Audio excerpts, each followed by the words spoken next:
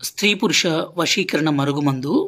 ఈ మరుగుమందుతో మనం ఇష్టపడ్డ వ్యక్తిని, అంటే అమ్మాయి కావచ్చు, అబ్బాయి కావచ్చు, పూర్తిగా మన మాట వినే విధంగా మనం వశం చేసుకోవచ్చు.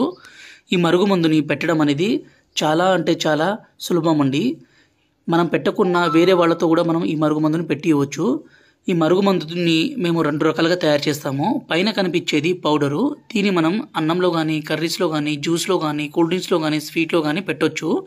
ఇంకో రకం వచ్చేసి పసరు. ఇక్కడ కింద కనబడేది. ఈ విధంగా పసర్ని మనం వాళ్ళ బట్టలకు కానీ, చెప్పులకు కానీ, తలకు కానీ, శరీర భాగాలకు కానీ పూయడం ద్వారా ఎలాంటి మొండి వ్యక్తి అయినా సరే పూర్తిగా మారిపోవాల్సిందే. మన కాళ్ళ చుట్టూ కుక్క లెక్క చెప్పు చేతుల్లో రావాల్సిందే అండి. అంత పవర్ఫుల్ ఉంటుంది ఈ మరుగుమందు. ఈ మరుగుమందు వల్ల ఎలాంటి చిన్నపాటి అనారోగ్య సమస్య కానీ, ఏ ఇతర సమస్యలు కానీ రావు. దీన్ని దయచేసి మంచి కోసం మాత్రమే ఉపయోగించండి. అంటే భార్య భర్త మాట వినకున్నా, భర్త భార్య మాట వినకున్నా, అలాగే మనం ఇష్టపడ్డ వ్యక్తి అమ్మాయి కావచ్చు, అబ్బాయి కావచ్చు, మన మాట వినే విధంగా మార్చుకోవాలనుకున్నా ఈ మరుగుమందు పెట్టి పూర్తిగా మార్చుకోవచ్చు.